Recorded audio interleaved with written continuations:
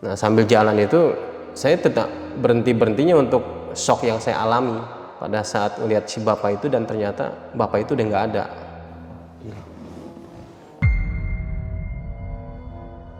Pas saat saya lagi lewat dari ruang pasien, itu ada suara tuh.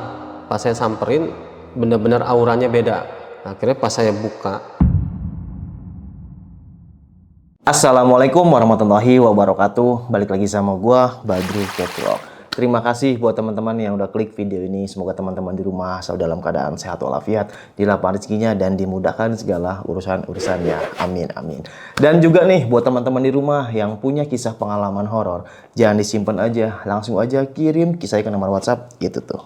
Kuy, kita gibah di sini. Dan kali ini kita udah berhasil nih sob buat menghadirkan salah satu narasumber yang bakal berbagi kisah pengalaman horornya. Oke, langsung kita sapa narasumber kita kali ini. Halo Bang. Halo Bang Siapa Badru. namanya nih Bang?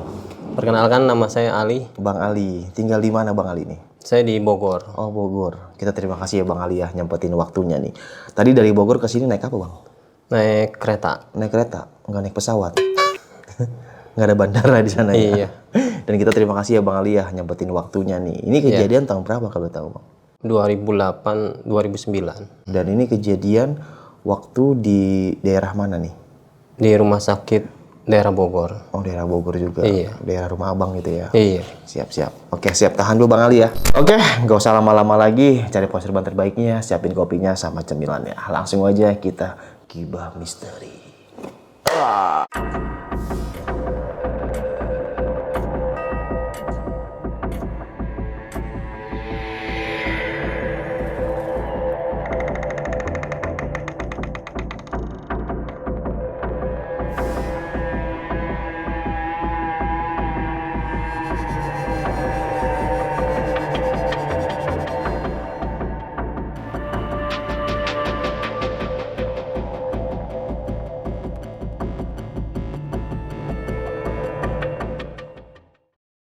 Gimana nih Bang Ali, kisah pengalamannya nih Bang? Pada saat saya kerja di salah satu rumah sakit, kebetulan saya di bagian leader pengawas cleaning service-nya.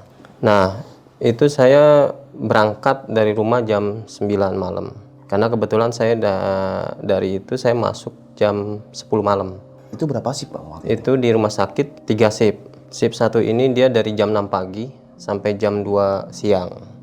Nah, shift siang ini dari jam 2 siang sampai jam 10 malam. Nah, saya kebetulan di shift 3. Shift 3 itu jam 10 malam sampai di jam 6 pagi. Yang masuk shift 3 itu mungkin orang-orang terpilih dan yang berani kali ya. Karena memang posisinya masuk malam, hawa-hawanya itu beda dari yang pagi. Iya sih. Berapa orang tuh Bang kalau shift malam tuh?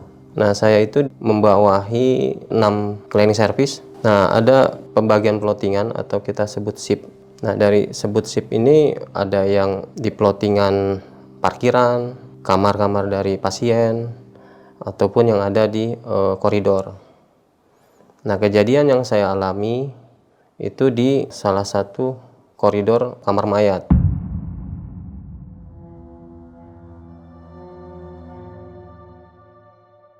Nah, itu saya masuk di shift jam 10 setelah teman-teman yang di shift 2 pulang. Saya briefing dulu pembagian plottingan, habis itu saya langsung keliling.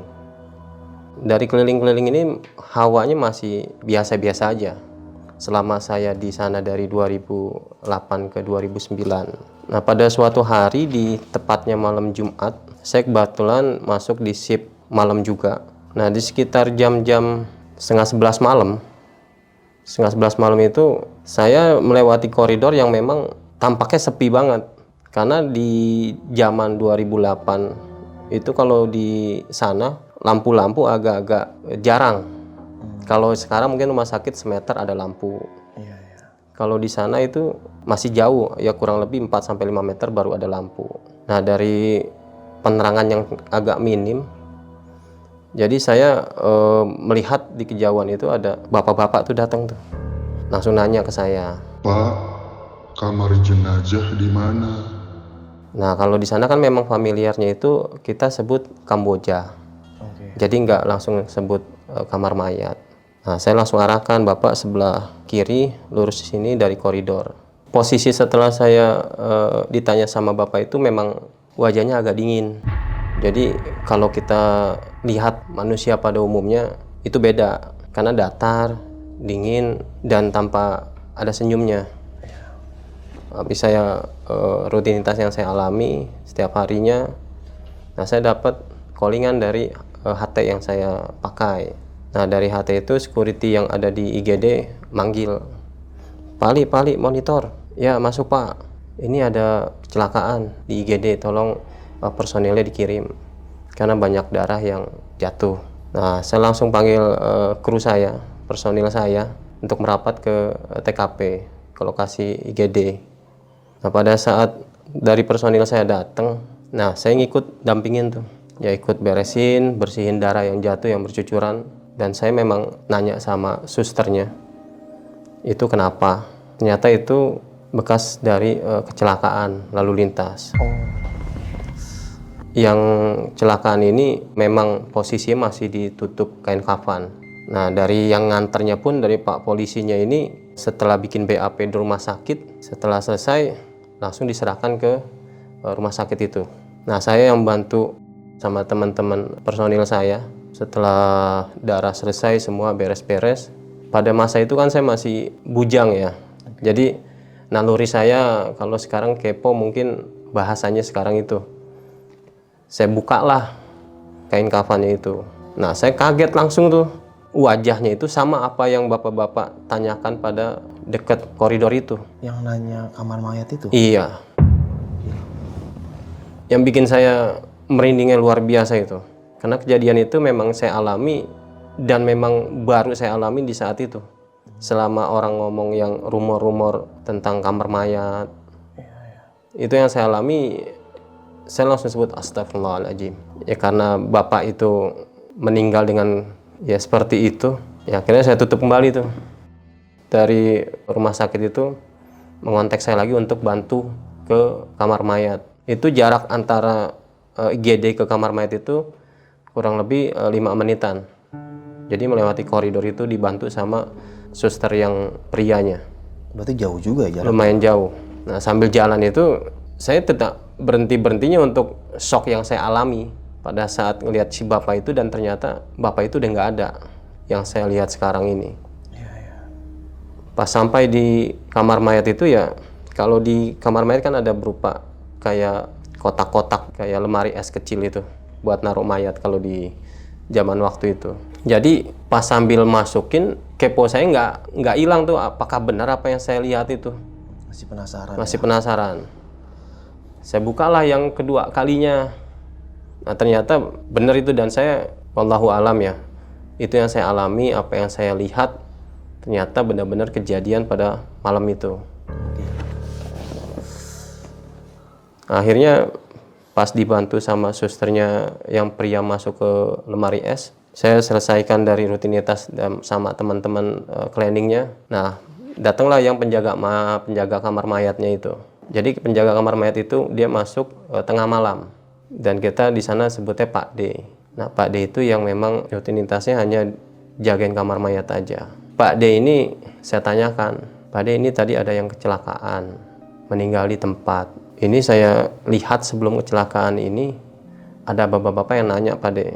Memang wajah rautnya agak dingin. Nah setelah saya bercerita sama Pak D nanya balik, yang kamu lihat sama yang sekarang mayat itu benar itu adanya? Benar Pak D. Berarti kamu salah satu yang memang dikasih mata batin buat merasakan korin itu namanya. Jadi sebelum orang meninggal, ada seseorang yang dikasih petunjuk buat nemui dulu. Nah korinnya itu datang lebih dulu dibanding tubuhnya dia. Nah dari selesai kejadian itu, saya sambil bantu Pak D untuk memberesin kamar mayatnya. Akhirnya saya kembali lagi ke ruang IGD.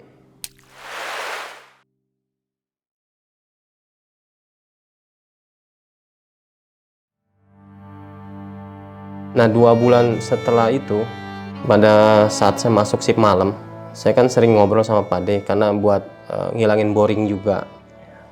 Nah saya nanya sama Pak D, itu jenazah yang di lemari es nomor 26 nggak diambil-ambil ya. Akhirnya Pak D bercerita, itu korban kecelakaan tabrak kereta. Cuma mau diotopsi, itu kondisi nggak lengkap. Nah karena memang masa dulu saya bujang, saya pernah main hal-hal yang goib, akhirnya saya minta izin sama Pak D buat buka lemari es jenazah itu.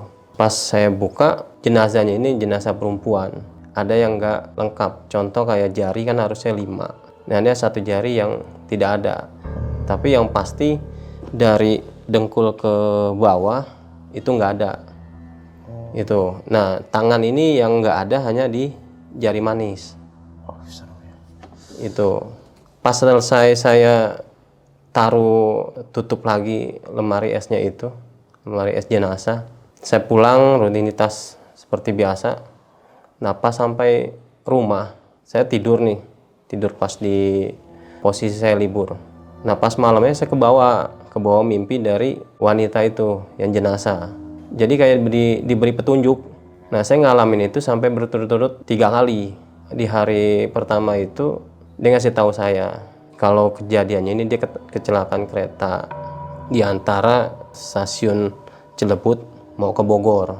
Nah ini ada yang nggak lengkap kondisi tubuhnya. Di hari keduanya ini saya dikasih petunjuk sama si arwahnya ini bahwa tempatnya ada di suatu semak-semak.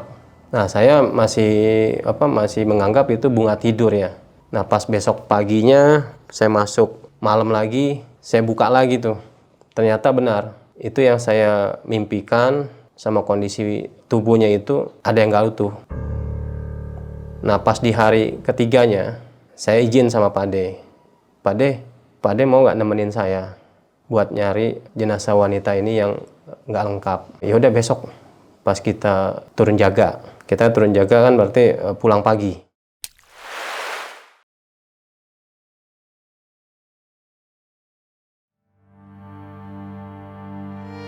Ya pada saat saya ke TKP di sekitar jam 11 siang sama Pak D sambil nyari-nyari ke lokasi yang saya mimpikan itu. Nah ada gorong-gorong di semak-semak yang memang nggak terlihat. Nah itu ada yang berkilauan gitu. Itu apa Pak D ya? Akhirnya saya masuk, itu agak sedikit dalam, kurang lebih setengah meter. Pak saya turun sama Pak D. Nah itu adalah jari manis yang memang masih ada cincinnya. Itu yang membuat saya sedih, shock, yang merindingnya yang memang orang nggak bisa nyari. Karena melalui mimpi itu makanya kita bisa ketemu itu. Dan di seberangnya itu ada semak-semak juga. Nah kakinya itu jatuhnya di situ. Kaki juga bukan kaki dari dengkul langsung ke bawah, agak setengah. Itu. Nah dibawalah sama si Pak D sama saya, kita langsung ke rumah sakit aja. Itu kondisinya gimana ya pas abang? Udah busuk, tapi baunya agak lumayan nggak enak. Ya udah dilalerin juga. Ya namanya kayak daging udah dibuang begitu ya. Iya. Itu udah gitu darahnya juga udah kering. Setelah saya kembali ke rumah sakit sama Pak D, saya memastikan sama Pak D nih, kita buka, sambung, ternyata memang pas, baik itu setengah kakinya ataupun jari manisnya.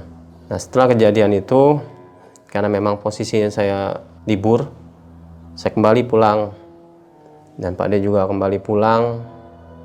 Nah pada saat malamnya saya libur, saya tidur, itulah di mimpi yang ketiganya ini.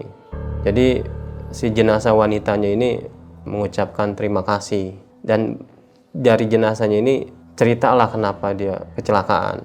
Wanitanya ini tujuannya mau beli souvenir buat di hari pernikahan itu.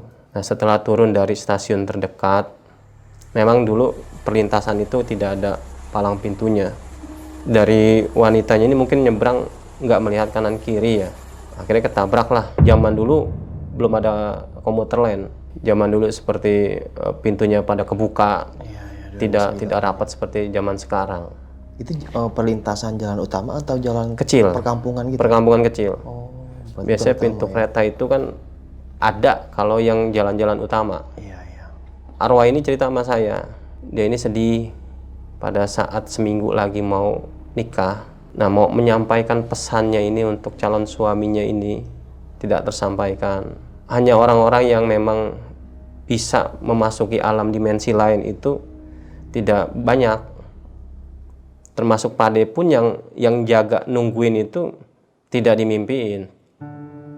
Malah saya yang memang lagi kebenaran, lagi pas buka, lihat raut wajahnya ini seperti ngasih petunjuk.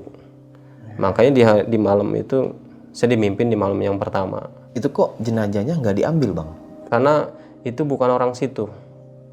Itu jadi dia itu ngekos di daerah Bogor. Nah, keluarganya ini keluarga daerahnya jauh, tapi rencananya mau dinikahinnya di tempat suaminya di Bogor.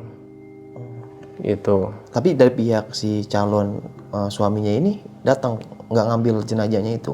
Karena kan waktu lagi pergi ini si wanitanya ini tidak membawa KTP. Nah, itu nggak bawa KTP. Jadi kalau hal-hal yang tidak ada identitasnya, biasanya di rumah sakit itu ditaruh sementara. Nanti pas sudah berapa lama tidak diambil-ambil, biasanya nanti akan jadi bahan otopsi. Itu. Oh, berarti tanpa identitas waktu itu ya? Iya. Tapi pihak keluarganya nggak tahu atau tahu, Bang? Nah, setelah kejadian itu lengkap dari tubuhnya, nah si Pak D-nya ini menyampaikan sama rumah sakit. Kalau dulu cap jarinya ini harus lengkap. Pas sudah sampai jarinya lengkap semua, teridentifikasi lah. Ini nanti lokasinya di mana, namanya siapa. Nah, ketahuan lah selisih di minggu ketiga. Karena kan jenazahnya ini udah 2 minggu di lemari es itu. 2 minggu ya. Di minggu ketiga datang dari keluarganya, termasuk calon yang suaminya itu. Mereka minta ucapan terima kasih kepada saya karena memang atas bantuannya melalui mimpinya itu. Saya juga bercerita sama keluarganya, saya hanya dikasih petunjuk. Kalau nggak ada petunjuk itu pun nggak bisa saya melakukan langsung dapat kondisi yang lengkapnya dari tubuhnya itu.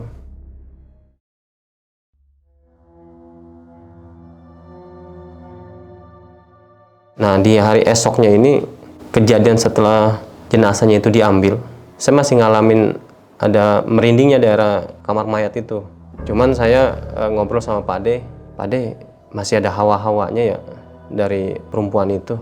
Ya, Pak De beranggapan masih positif aja ya, mungkin masih di sini. Nah, itu pas di hari kedua saya udah mulai agak-agak hilang merindingnya. Nah, karena mungkin sudah dimakamin ya dari keluarganya.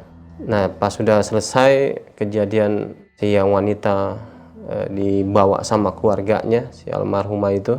Nah, biasanya kalau keliling saya seluruhnya itu di rumah sakit itu, baik itu di kamar mayatnya atau ruang Kamboja, mau itu di ruang bersalin atau ruang IGD, semua saya kelilingin.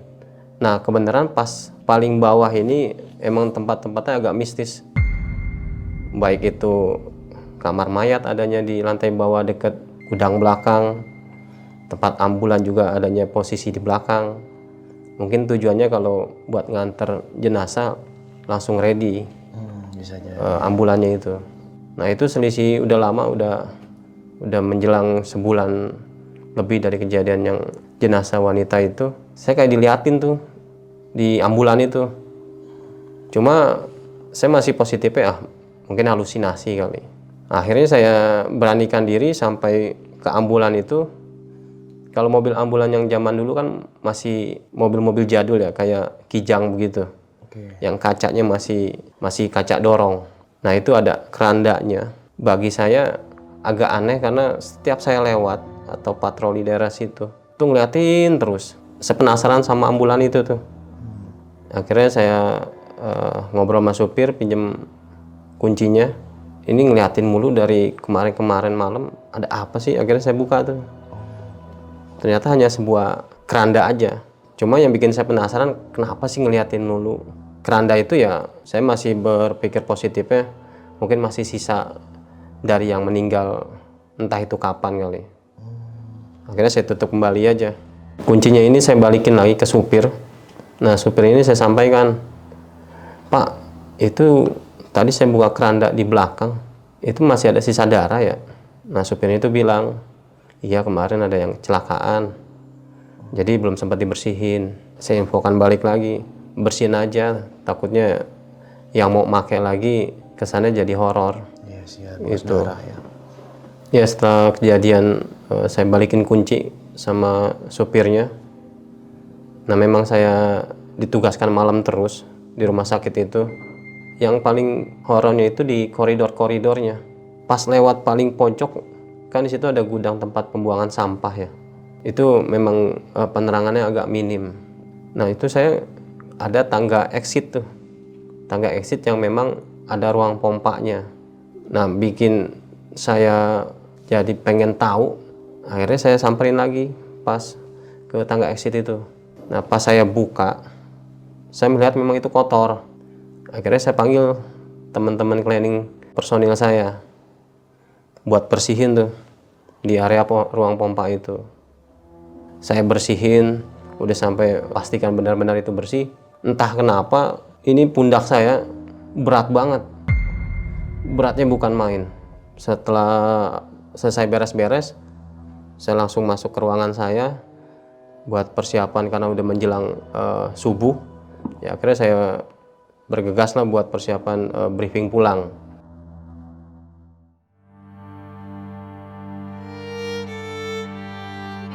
Nah setelah pagi saya pulang sampai rumah.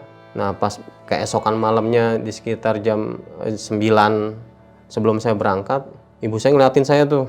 Pas ngeliatin saya, anehnya pundak saya ini langsung enteng. Ternyata pindah ke ibu saya. Nah pas saya tanya, kenapa Bu? Kenapa rumah saya dibersihin? Nah saya langsung berpikir itu ruang pompa yang semalam itu saya bersihin. Nah akhirnya saya minta maaf, saya ajak ngobrol ibu saya yang memang itu aslinya bukan ibu saya. Oh, kayak kemasukan Kayak gitu kemasukan. Saat saya ngobrol masih tetap nggak terima. Akhirnya dia pindah tuh ke adik saya. Nah pas pindah ke adik saya kan saya jadi bingung ya karena memang nggak mau pulang-pulang itu makhluknya. Ini pindah ke adik abang, kesurupan Iya, juga adiknya? kesurupan juga. Tapi ibu saya udah selesai. Iya, iya. Udah siuman maksudnya. Nah akhirnya saya coba pencet-pencet yang bisa saya ngerti. Habis itu selesai, saya langsung berat lagi, kayak orang pindah lagi. Akhirnya saya ngobrol sendiri, ya udah besok saya pulangin. Nah kebenaran pas malamnya selesai keluarga saya kesurupan, saya langsung tuh ke tempat saya kerja lagi ke rumah sakit. Nah pas sampai sana, selesai dari saya briefing malam, saya langsung ke ruang pompa yang itu. Saya ajak ngobrol sendiri aja. Saya bilang ini rumahnya, saya minta maaf kalau saya bersihin rumahnya. Nah setelah itu saya enteng tuh.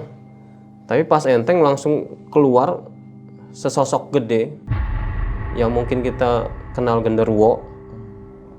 Itu yang bikin saya merindingnya luar biasa tuh. Karena memang jaraknya hanya semeter dari saya diri. Jadi ruang pompa itu memang ruang pompa yang udah nggak aktif lagi. Nah pas saat itu ya saya minta maaf tetap ya, cuma saya hanya sekilas langsung saya pergi karena nggak kuat merindingnya itu. Itu pas saya selesai, saya balik lagi buat keliling ke tempat-tempat lain. Setelah saya balik-balik, saya memberanikan ke tempat ruang pompa itu tapi bawa personil saya, tim cleaning saya. Ya pas saat saya balik lagi ke tempat lokasi ruang pompa yang tidak terpakai itu, nah saya langsung bacain doa tuh untuk ya menetralisir biar nggak diganggu lagi teman-teman saya yang kerja di situ. Nah saya bersih-bersih sambil bacain doa daerah situ. Nah untuk besok-besoknya alhamdulillah setiap kita bersihin daerah situ, ruang pompa maupun sekitaran yang tempat sampah itu memang kondisinya gelap dan itu nggak diganggu-ganggu lagi.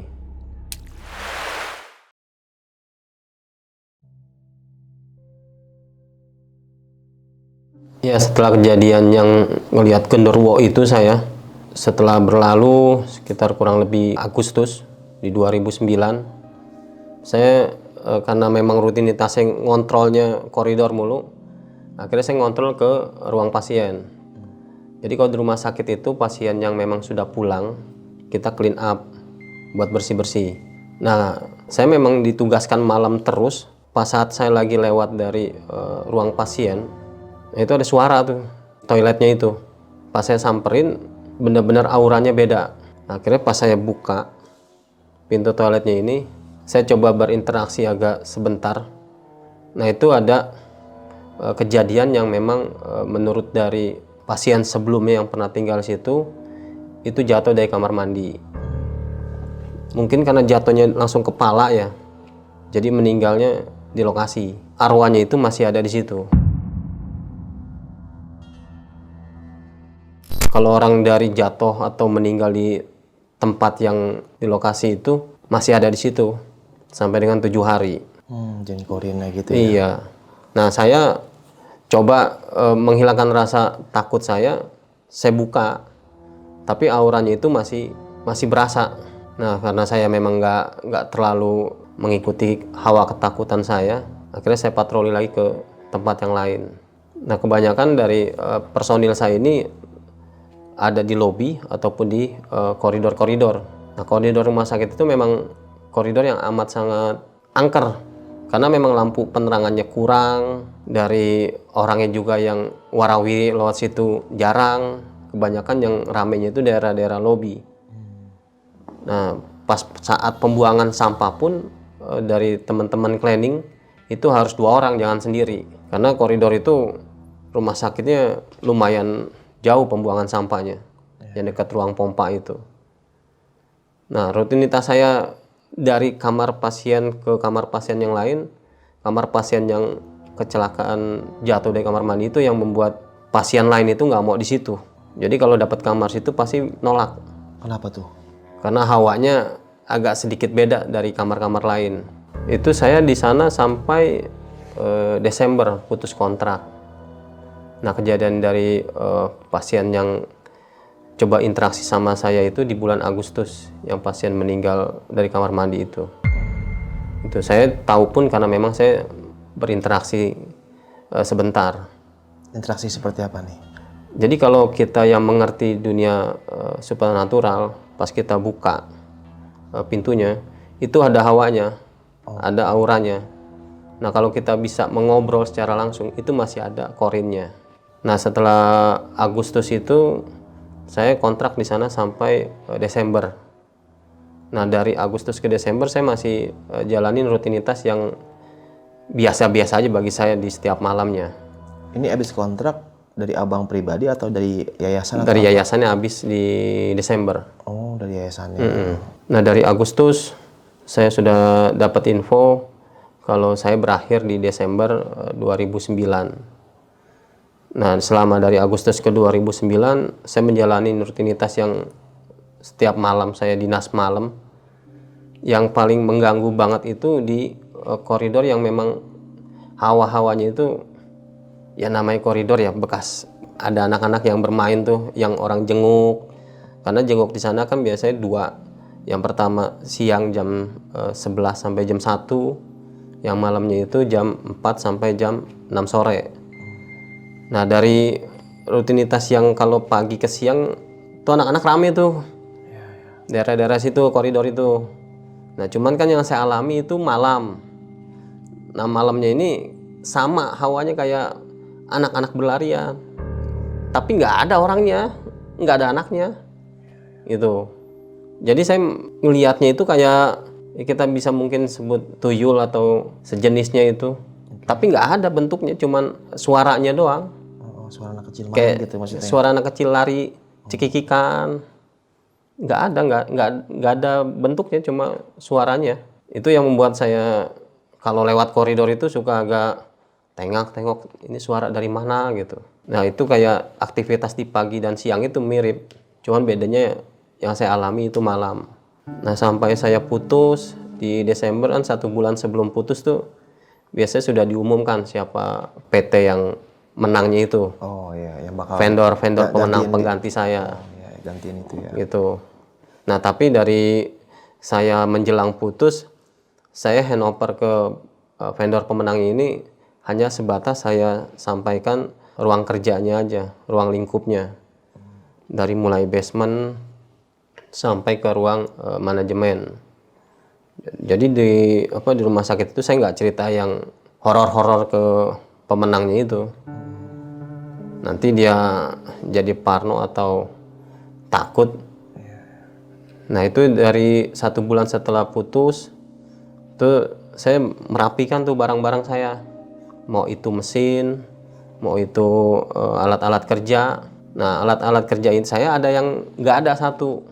Itu ada di rooftop. Nah itu biasa pekerjaan di gondola.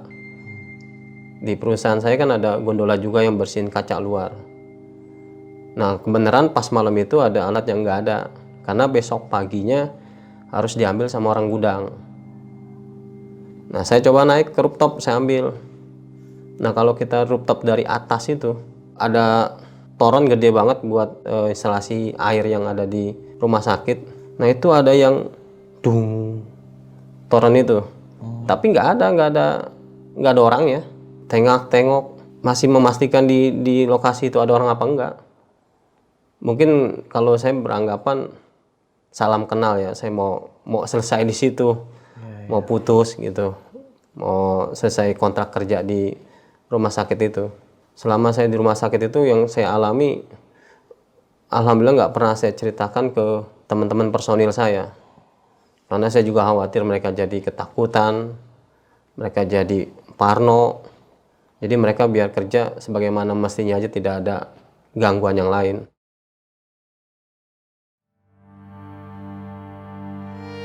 Besok paginya persiapan rapihin barang-barang buat balik lagi ke gudang perusahaan saya, karena pemenangnya sudah ditentukan perusahaan yang lain. Saya handover sampai di siang hari. Harusnya saya siang harinya udah pulangan karena saya masuk dari malam ke pagi.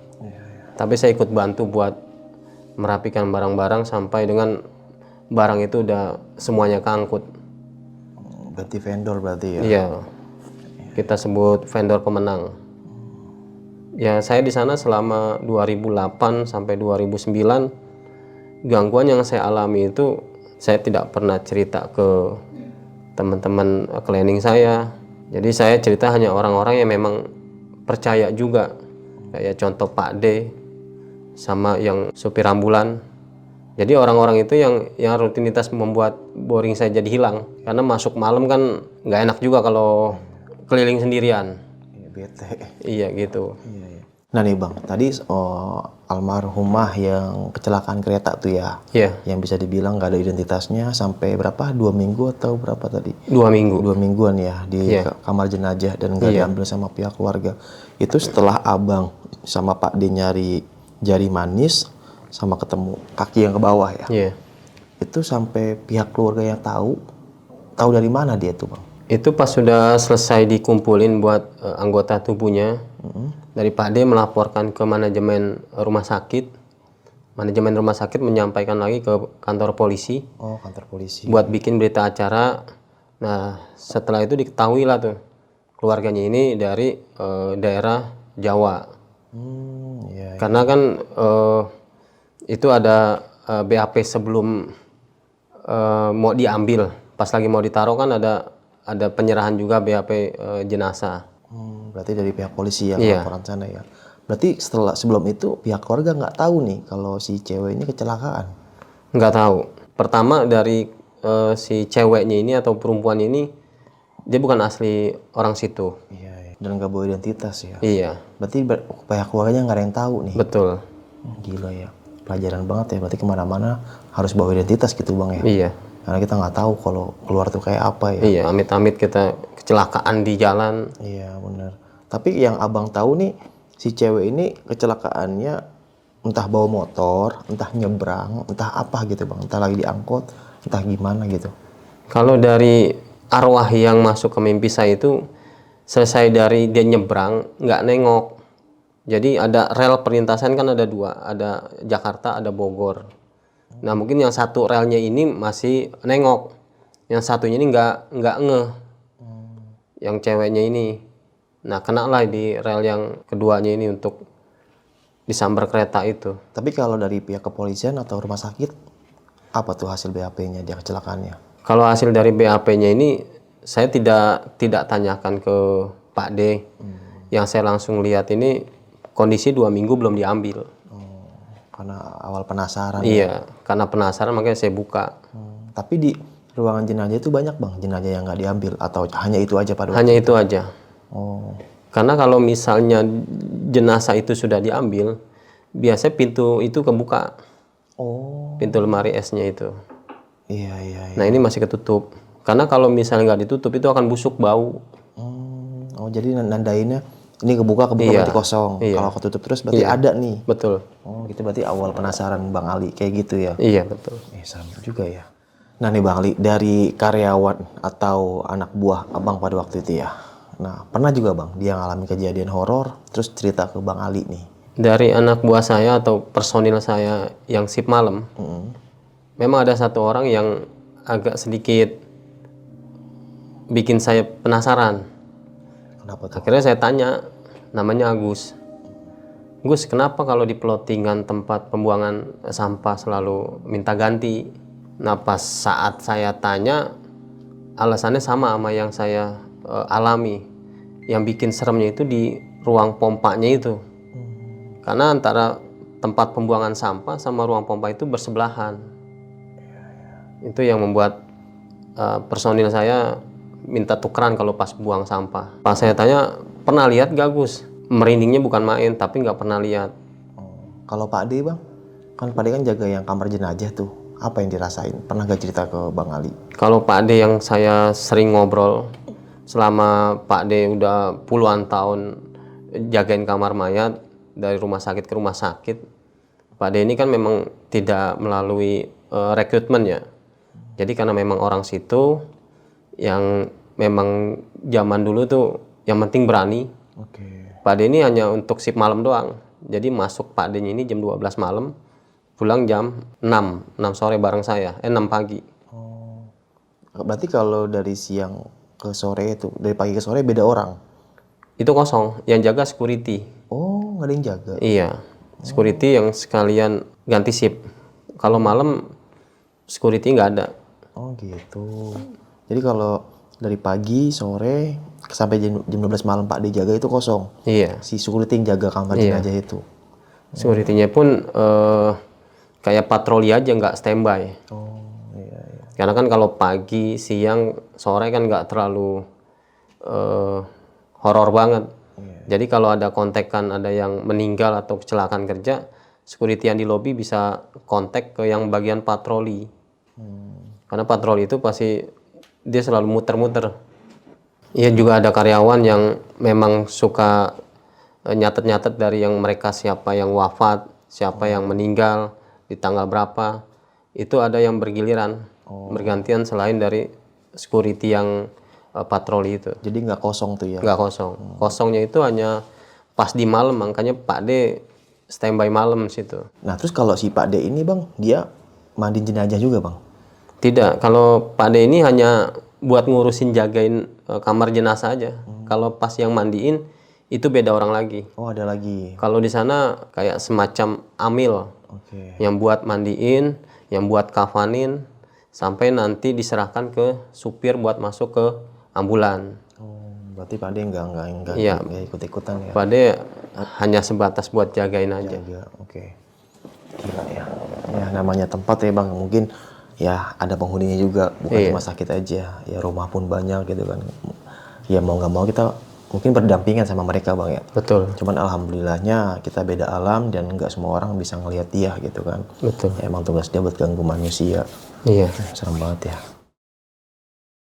Oke sob, mungkin sekian nih kisah pengalaman yang udah sama Bang Ali ini. Bisa kita ambil segi positifnya, buang jauh-jauh negatifnya. Ya sosok-sosok seperti itu ya mungkin nggak hanya di rumah sakit, banyaklah di tempat-tempat lain. Bahkan ya emang tugas mereka buat menggoda manusia. Jadi beruntunglah buat kita-kita yang mungkin belum pernah melihat sosok-sosok yang tak kasat mata. Mungkin ada juga nih penonton di rumah yang pernah melihat atau diganggu sama sosok-sosok itu. Terutama yang tempat-tempatnya agak sedikit mencekam lah. Kayak di kontrakan yang notabene ada histori yang kurang bagus di situ kayak rumah. Dan baru semalam juga ada gangguan juga gitu kan di rumah gue sendiri. Gue lagi nongkrong jam 1:30 lah lagi ngopi, tiba-tiba ada suara di depan. Gue pikir ada orang lewat gitu. Saya lihat takutnya maling, ternyata ya nggak ada orang. Dan sampai situ pengen rekam, terus suara itu nggak nongol lagi, itu jelas banget kayak suara sepatu tak tak tak tak gitu. Padahal tuh di depan jalanan gede gitu kan, kalau ada suara langsung ini ya harusnya ada orang dong, ternyata nggak ada. Dan yang Bang Ali rasain juga pernah nih di kampung saya juga ngalamin. Jadi itu tahun 2021 gitu kan. Jadi depan kan ada kali gede, di situ ada kayak sortiran sampah gitu kan. Jadi ada kawan saya itu lagi mancing, dia tuh berempat, itu kisaran jam setengah 11 malam di kali itu gitu kan. Nah ada orang nepak belakang dari belakang dia, minta tolong nunjuk ke bawah gitu kan. Ya kenapa nunjuk ke bawah aja gitu, ke arah kali itu, cukup gede kalinya, kali Dan Mogot. Ya orang dari Jakarta pasti tahu lah kali itu gedenya kayak apa. Nah pas ditepak itu, ada apa Pak? Ada orang gitu kan. Nah pas dia nengok ke bawah lagi, nengok udah nggak ada itu orang gitu kan. Nah pas besok paginya, itu kisaran jam 11 kalau nggak salah, siangan lah. Kan itu kan ada pembatasan sampah, ada truk beko gitu kan buat nguruk-nguruk sampah. Pas di situ ada jenazah di situ tuh, ditemuin mayat lah. Udah beku lah, udah putih gitu entah berapa hari. Nah terus notice tuh teman saya yang kejadian itu kan, langsung heboh tuh di rumah, di kampung gua waktu itu. Itu awal-awal pandemi kalau nggak salah. Ya bisa dibilang sosok itu nunjuk kalau itu ada saya di situ kali. Serem. Ini tuh awal-awal pandemi dan sempat heboh. Ya kita nggak tahu lah, entah jin korinnya, entah sosok yang nyerupain aja atau gimana, kita nggak tahu. Begitulah kisah horor, dibilang nggak masuk akal, tapi orang-orang juga ngalamin gitu kan. Dan Allah menciptakan jin dan manusia gitu kan. Kita jangan usah takut, baca doa agar mereka pergi dari kita. Semoga kita selalu dalam perlindungan Allah Subhanahu wa taala. Amin amin. Oke, sampai jumpa di kisah selanjutnya. Wassalamualaikum warahmatullahi wabarakatuh. Bang, makasih banyak ya Bang ya. Terima kasih. Thank you Bang Ali ya. Mau nanya nih Bang. Abang kalau jaga rumah sakit di daerah Planet Pinus, mau gak Bang? Planet Pin. Dadah.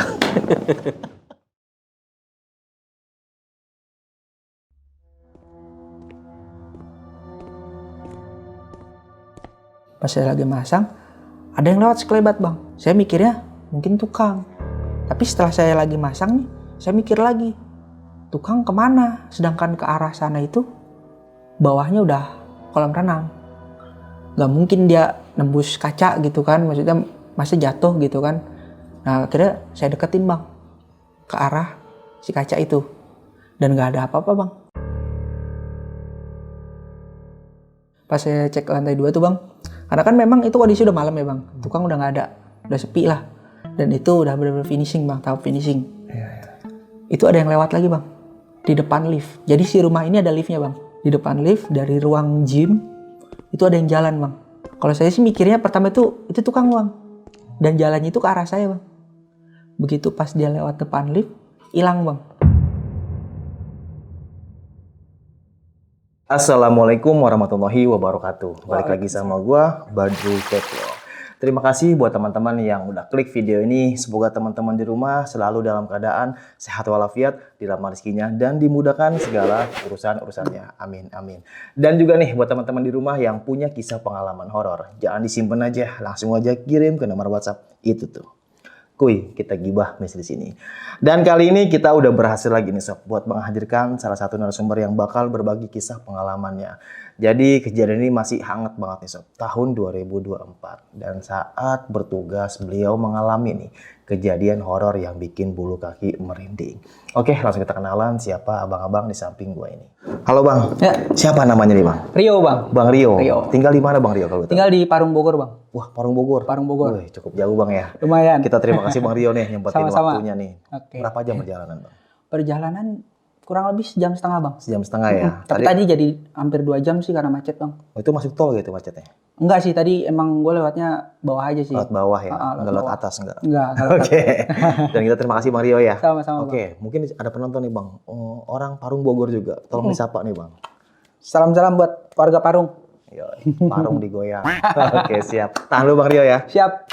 Nggak usah lama-lama lagi, cari posir ban terbaiknya, siapin kopinya sama cemilannya. Langsung aja kita gibah misteri.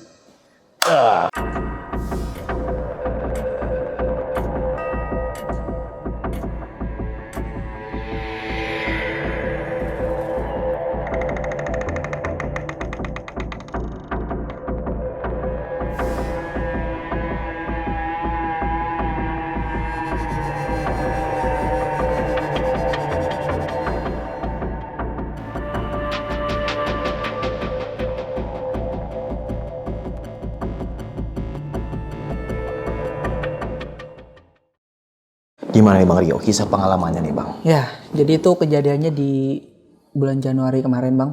Oke, tahun 2024. Di 2024. Oke, masih Jadi amat itu nih. saya ini kan kerja di salah satu perusahaan yang bergerak di bidang smart home Bang.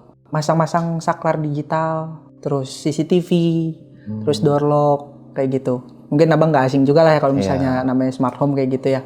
Bulan Januari kemarin, saya itu ditugasin sama atasan buat survei ke proyek memang yang baru banget buat masang nih.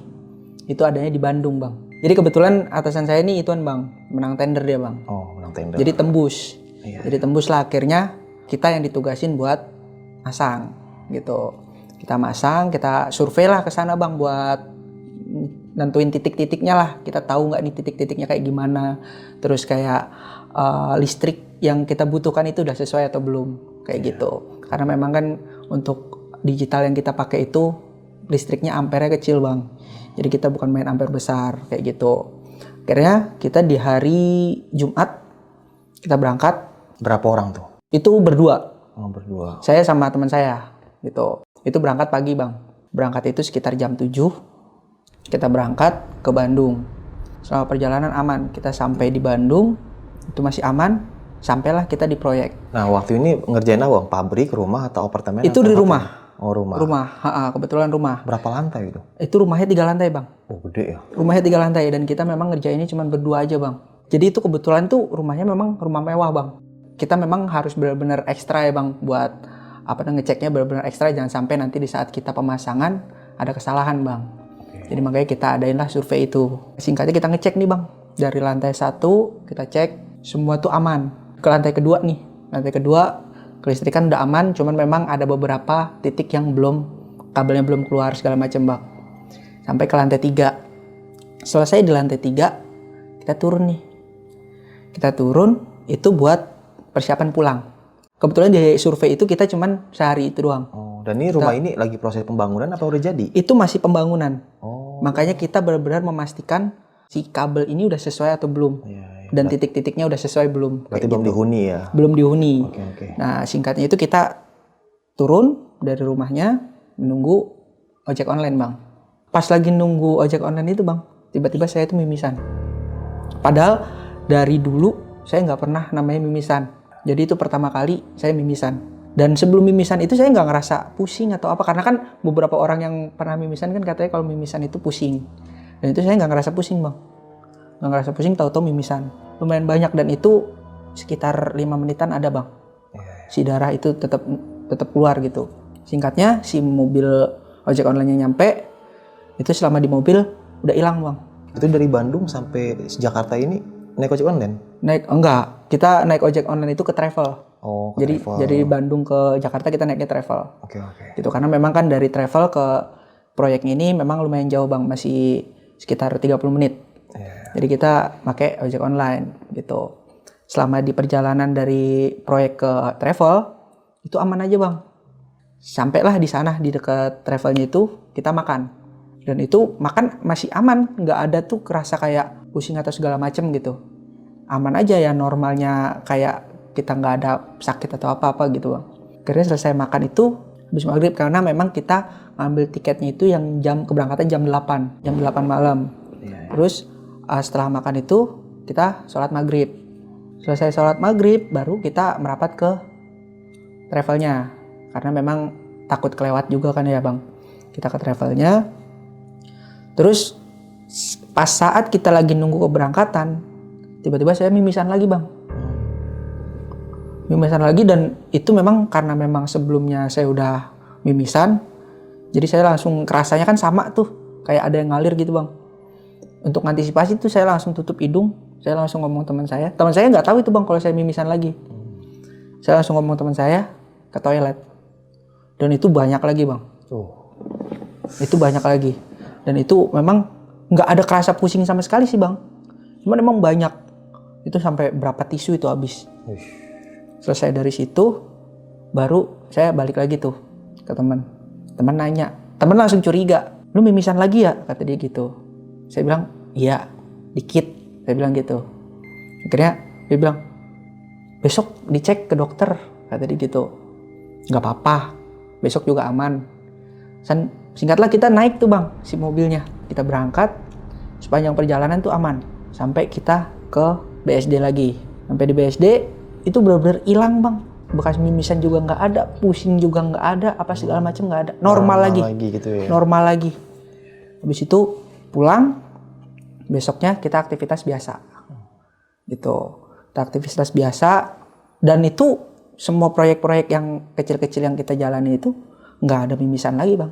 Makanya di situ saya sih mikirnya kayak mungkin adaptasi udara gitu ya bang ya, karena kan kita biasa panas, ketemu udara dingin di Bandung gitu. Oh, kalau di Parung panas ya? Parung panas bang. Panas ya? Iya, Parung panas. Kalau Bogor, soalnya baru dingin ya. Bogor ke sana memang dingin. Tapi kalau misal di Parung itu masih hawanya masih panas. Masih panas. Cuman di jam-jam tertentu doang dingin ya.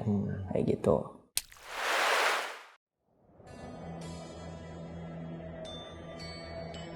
Di 1 bulan selanjutnya nih, barulah kita proyek pemasangannya. Kita nunggu spare sebulan itu karena memang spare part kita itu kan untuk kantor pusat kita kan sebenarnya adanya di Surabaya bang. Nah jadi kita nunggu Surabaya ini ngirim semua spare part yang mau dipasang. Oh gitu. Jadi nunggu semua spare part mau dipasang dikirim ke Bandung. Kalau memang sudah lengkap baru kita berangkat. Jadi biar nggak makan waktu banyak gitu bang. Iya. Sekitar tanggal 28-an kalau nggak salah Februari itu Iya. kita berangkat bang. Sebenarnya sih proyek ini tuh harusnya di awal tahun ini udah mulur gitu. Makanya kita benar-benar ngepres banget biar di Februari ini kita kelar gitu. Akhirnya di akhir Februari kita berangkat. Berapa orang tuh waktu berangkat tim? Berdua bang. Oh berdua. Kalau berangkatnya itu sebenarnya bertiga. Cuman itu sama atasan saya. Cuman di atasan saya ini di sorenya dia pulang lagi. Oh. Jadi nggak nyampe nginep. Tektokan Gitu. ya? Tektokan. Dia cuman mendampingi pas pagi sampai sore. Sore dia balik gitu. Karena memang kan buat mantau kondisi juga bang. Dia juga mungkin khawatir karena sebelumnya saya kan mimisan bang. Jadi itu buat mastiin gitu. Buat mastiin kondisi aman gitu. Nah itu selama di perjalanan itu pas paginya sebelum saya berangkat ke kantor dari rumah itu bang. Jalan itu kan memang saya berangkat itu pagi-pagi banget bang. Karena memang kita nggak booking tiket travelnya itu jam 7. Jadi otomatis saya berangkat dari rumah itu jam 5. Pokoknya itu kejadian tuh pas subuh bang, sekitar jam 5-an. Itu saya kan berangkat tuh, bawa motor. Ya salah, karena memang kan mikir si motor ini kita tinggal di kantor. Jadi makanya saya nggak bawa mobil, saya bawanya motor. Jalan, memang kanan kiri tuh perkampungan bang. Dan di ujungnya itu ada kandang ayam. Sebelum jalan keluar, itu ada kandang ayam. Di situ rasanya memang hawanya masih dingin pagi ya bang ya. Masih dingin pagi. Dari jauh tuh saya ngeliat, saya pikir tuh karung bang, karung biasa karena kan memang dekat kandang ayam ya bang ya. Kalau di kandang ayam itu kan biasanya ada karung-karung kayak yang buat pakan atau segala macem gitu ya. Saya pikir mah pakan bang. Begitu deket, saya kaget bang. Itu pocong bang. Dan itu jelas banget bang, nyata banget di depan mata saya bang. Pokoknya kalau dari jauh itu kayak karung biasa bang, tapi posisi karung berdiri bang. Bukan karung yang direbahin gitu bukan bang. Karung berdiri gitu. Begitu deket, itu tuh memang bentuknya kayak orang bang. Ya kayak layaknya pocong gitu bang. Di situ saya kaget bang. Itu benar-benar tancap gas sekena-kenanya bang. Karena memang di situ kondisi kan sepi, nggak ada lawan arah juga nggak ada. Terus orang-orang yang di ternak juga nggak ada yang jaga di ternak kan. Isinya cuman ya itu doang. Gelap sama suara ayam di ternak gitu. Terus akhirnya begitu keluar, saya udah nyampe jalan raya tuh udah kerasa rada tenang bang. Karena memang udah rame di jalan rayanya tuh. Jadi di situ saya lanjut lagi tuh bang. Bawa motor lanjut lagi. Karena memang udah takut juga bang. Takut juga, tapi di pikiran tuh kebayang-bayang bang. Mukanya tuh hitam dan kayak rusak gitu bang. Itu yang bikin saya kebayang-bayang tuh situ bang. Itu rasa takut, terus rasa campur-campur aduk bang rasanya bang. Takut sama buru-buru kan. Buru-buru takut kesiangan juga gitu. Terus takut juga sama itu pengen putar balik lewat jalannya satunya. Pasti ketemu lagi gitu bang. Dan nanggung gitu kan. Akhirnya saya nekat-nekatan lah. Keluar. Sampai keluar udah rada tenang bang. Karena memang di luar kan udah ketemu jalan gede tuh. Udah mulai rame bang. Jalan gede. Terus singkatnya sampai di kantor nih bang. Sampai kantor itu sekitar jam 5:30. 5:30. Itu kondisinya masih rada gelap lah. Dan itu saya pertama nyampe bang. Saya buka kantor, masuk. Biasa kan saya kalau misalnya ini saya bersih-bersihin bang. Kantor saya bersih-bersihin ya debu-debu. Pokoknya biar saya nggak diem aja lah gitu. Habis bersih-bersih tuh saya ke toilet. Saya dengar wastafelnya itu kan di depan toilet bang. Di wastafel tuh nyala bang. Kalau saya mikir yang biasanya nyalain wastafel pagi-pagi tuh atasan saya bang. Tuh saya mikir atasan saya udah nyampe. Itu sekitar jam 6. Sekitar jam 6 kejadiannya itu. Nah saya pikir atasan saya udah nyampe. Saya tenang aja tuh. Begitu saya keluar toilet. Wastafel kering bang. Karena memang saya belum megang wastafel tuh. Wastafel masih kering. Dan saya ngeliat ke depan. Motor bos saya juga belum ada, mobil juga belum ada gitu. Karena kan dia kadang bawa motor, kadang bawa mobil. Itu belum ada, baru motor saya doang tuh bang di depan. Akhirnya saya mikir juga tadi siapa gitu kan. Tapi ya udahlah, saya mikirnya mungkin cuman masih ke bawah ngantuk bang. Masih ke bawah ngantuk lah gitu, masih pikiran masih kemana-mana gitu kan. Ya udah, terus nggak lama atasan saya nyampe bang. Baru nyampe tuh, dia nanya. Pagi yuk. Iya pak, biar nggak kesiangan. Saya bilang gitu kan. Nah di situ dia nanya tuh bang. Kenapa muka kayak ketakutan? Katanya gitu. Terus saya bilang, ya nggak apa-apa pak. Ya namanya berangkat pagi masih hawa-hawa ngantuk. Saya bilang gitu bang. Kan buat biar bos nggak khawatir lah gitu. Meninggalin nanti 3 hari di Bandung gitu bang. Itu jam 6:30. Teman saya baru nyampe nih. Yang si Rifki ini bang. Nyampe. Kita langsung bertolak ke Bandung. Itu memang kita naik ojek online juga tuh dari kantor ke travel. Travel kita dari kantor ke travel itu memang sekitar 20 menitan bang. Jadi masih lama. Jadi makanya kita bener-bener nguber banget karena kan kita keberangkatan 7:30. Itu kita nguber, nyampe lah di travel. Itu sepanjang perjalanan di MBZ, di Tol Cikampek sampai keluar sana aman bang. Nggak ada gangguan. Bandungnya itu di daerah Buah Batu bang. Oh Buah Batu. Buah Batu, daerah Buah Batu. Terus kita kan turunnya itu di Pati Ukur, turun mobilnya. Nah kita turun itu di jam 12 siang. Pokoknya pas sebelum zuhur kita turun. Terus akhirnya kita putuskan buat makan dulu bang. Sebelum kita berangkat ke proyek. Kita makan dulu sampai di jam 12:30. 12:30 kita carilah ojek online.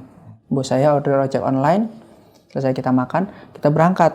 Itu nyampe sekitar jam 1:30 bang. Karena memang perjalanannya lumayan ini juga ya. Karena kan Bandung kan ada macetnya juga gitu bang.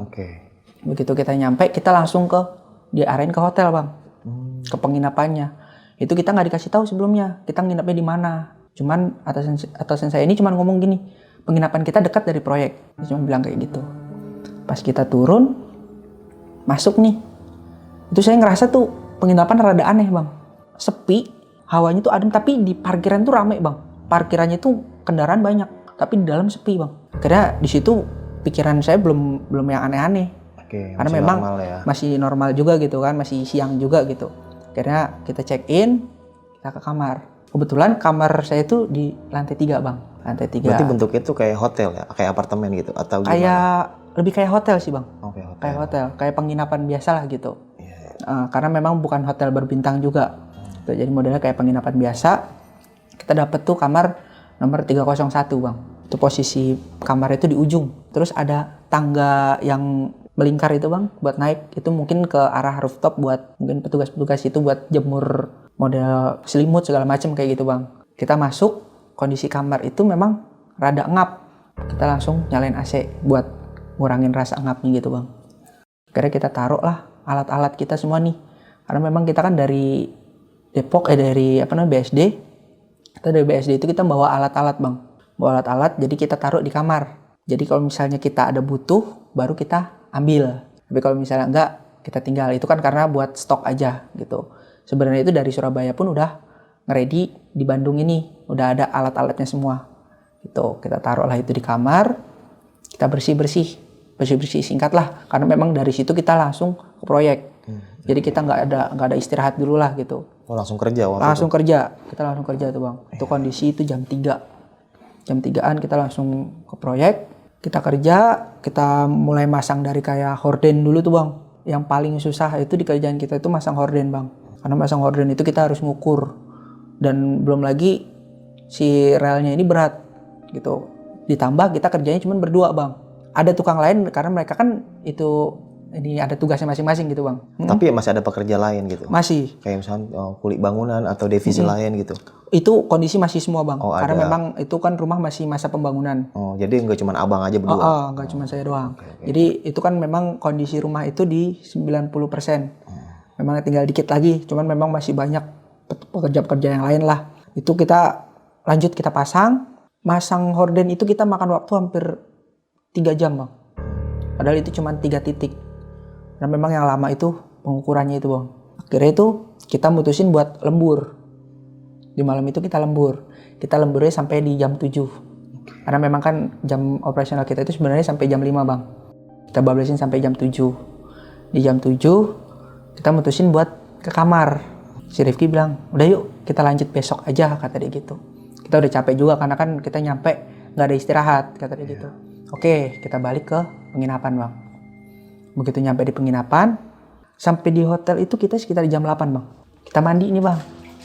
Satu-satu nih ganti-gantian. Pertama itu yang mandi saya bang. Saya mandi aman. Nah selesai saya mandi, si Rifki ini mau mandi nih bang. Pas si Rifki mandi itu, baru pengen masuk kamar mandi bang.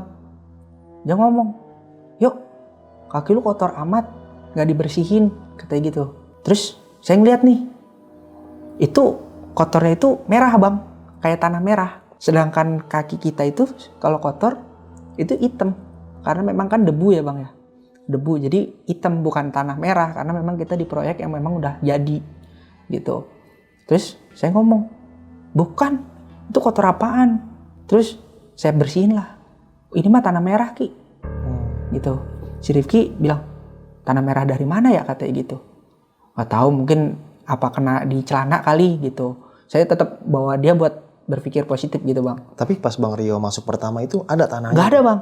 Oh nggak ada. Karena memang selesai saya mandi itu semua udah saya bersihin bang. Karena memang kan saya sebelum masuk nih tuh pasti saya bersihin dulu bang. Saya tuh kalau mandi tuh harus yang bersih lah gitu. Maksudnya sekitaran saya itu harus bersih dulu, baru saya mandi. Terus saya bersihin dulu tuh bang. Saya bersihin semua udah bersih. Saya udah mastiin juga tuh saya keluar tuh udah bersih. Ini kan karena memang begitu saya keluar itu saya tutup pintu bang. Begitu si Rifki masuk itu pas dia buka itu kelihatan itu si tanah merah itu bang. Akhirnya saya bersihin, barulah dia mandi. Singkatnya dia mandi, kita nyari makan. Kita nyari makan turun tuh bang. Turun itu sekitar jam 10 bang. Kita nyari makan tuh. Memang tukang makanan tuh rada susah karena kita kan dikasih ongkos operasional itu tuh setiap beli makan kita harus ada struknya bang. Jadi kita nggak bisa beli makan yang bebas gitu kayak misalnya nasi goreng. Sedangkan di situ banyak tuh nasi goreng bang. Yang ada struknya gitu ya, biar dirembes kalau kata ini. Iya benar. Sedangkan yang ada struknya itu jarang bang. Kita nyarinya rada jauh tuh. Kebetulan tuh ada salah satu minimarket yang memang ada nyediain makanan juga tuh bang. Jadi kita beli di situ. Setelah kita balik ke kamar itu semua aman bang. Nggak ada gangguan lain tuh. Sekitar jam 1-an itu kan kita sambil sembari nonton bola tuh bang, pengen tidur tuh. Terus teman saya si Rifki ini bilang, TV nggak usah dimatiin. Kita nonton bola, ya udahlah. Karena memang saya udah ngantuk, dia juga udah ngantuk. Tapi dia minta TV jangan dimatiin. Mungkin buat jaga-jaga kali kalau misalnya dia malam nih bang, pengen ke toilet gitu, biar ada teman karena dia kan memang rada takut juga nih anaknya gitu kan. Mungkin tujuannya itu, TV jangan dimatiin. Akhirnya nggak saya timer bang, timer saya matiin.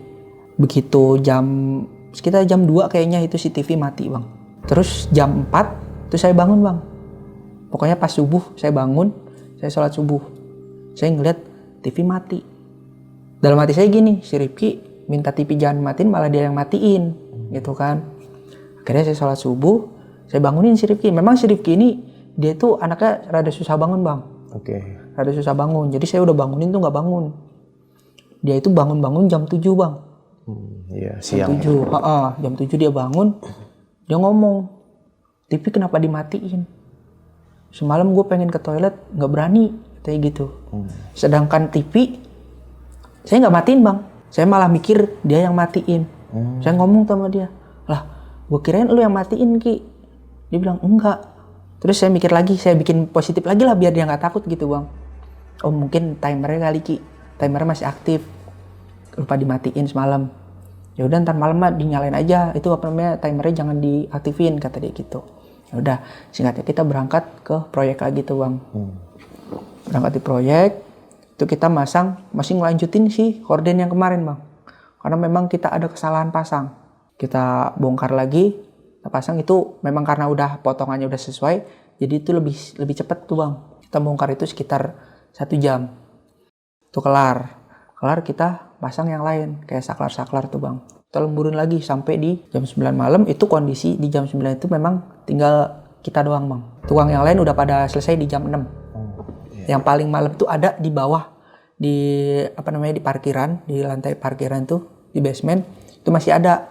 Cuman memang itu yang kebetulan si tukang-tukang yang nginep, yang memang di situ bang. Jadi itu mereka pun udah nggak kerja gitu, mereka udah bersih-bersih, udah tinggal siap istirahat lah gitu.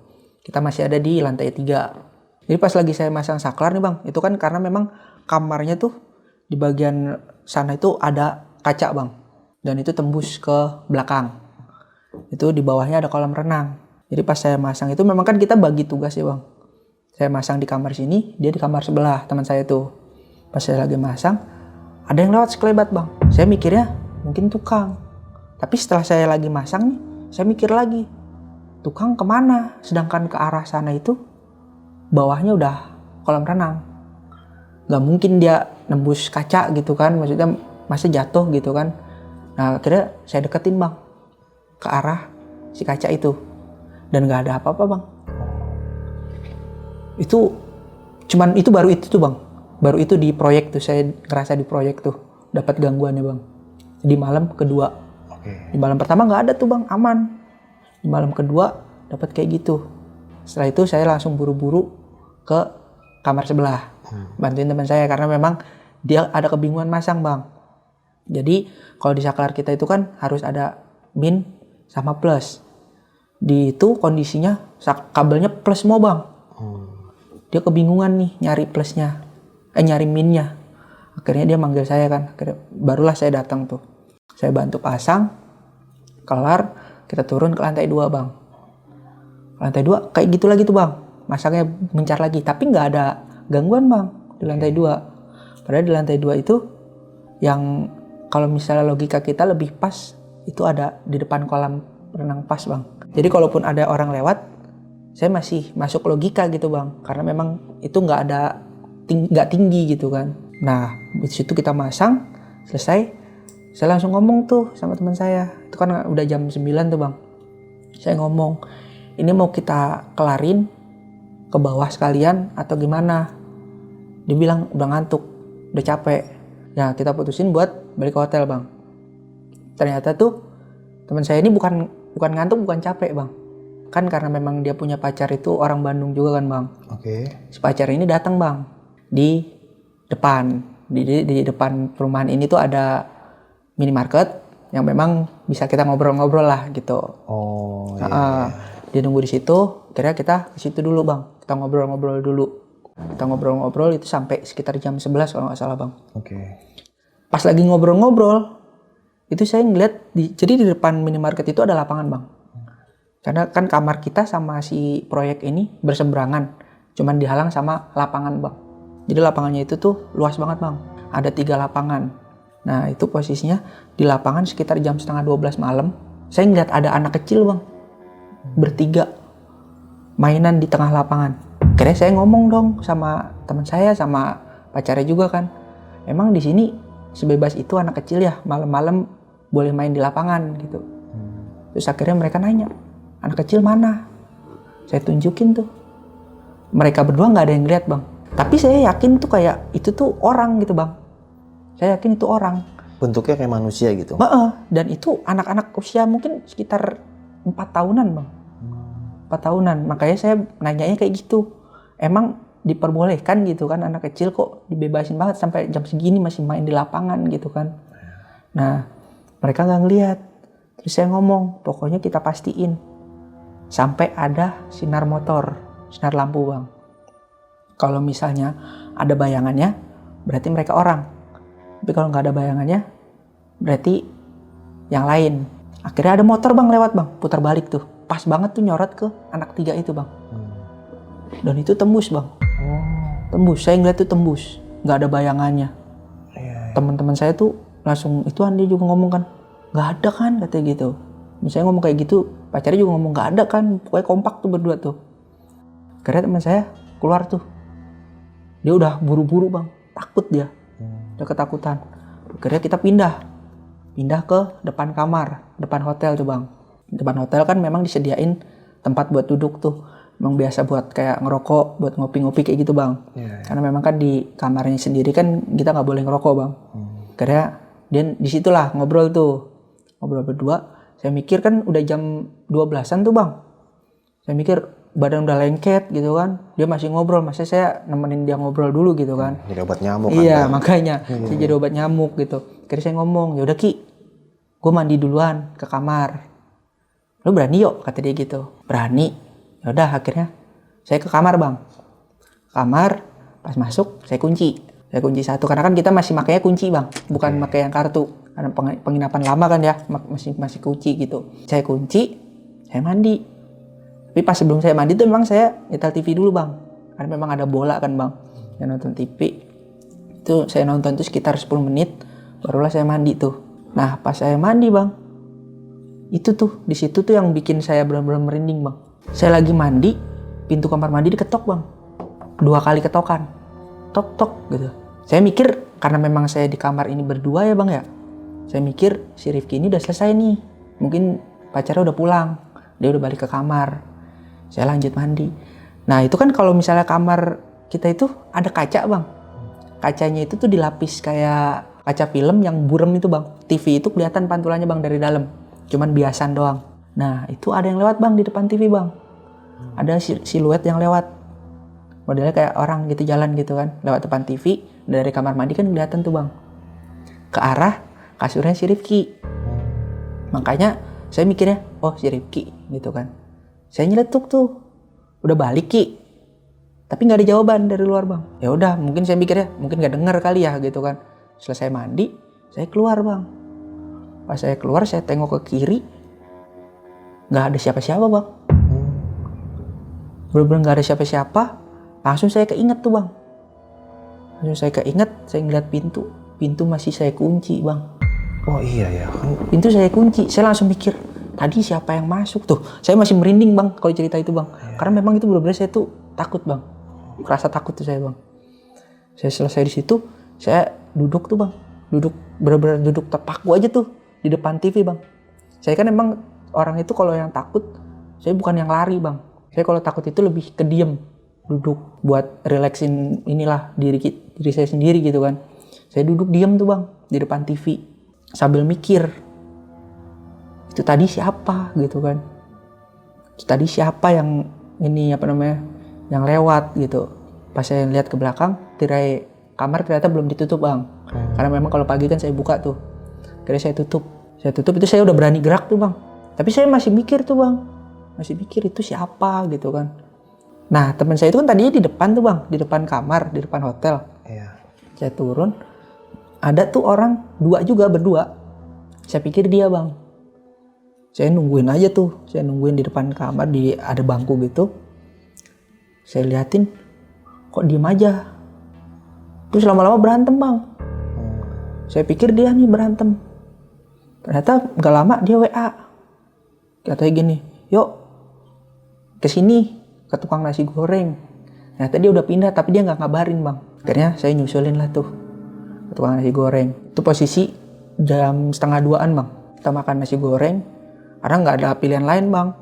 Karena ituan kita kan sebenarnya kan harusnya pakai yang ada struknya ya bang ya. Karena memang di jam segitu udah nggak ada yang buka bang. Akhirnya mau nggak mau kita pakai duit pribadi. Belilah nasi goreng daripada kita lapar kan ya. Kita beli nasi goreng, ngobrol-ngobrol sembari makan sampai sekitar jam 2-an bang.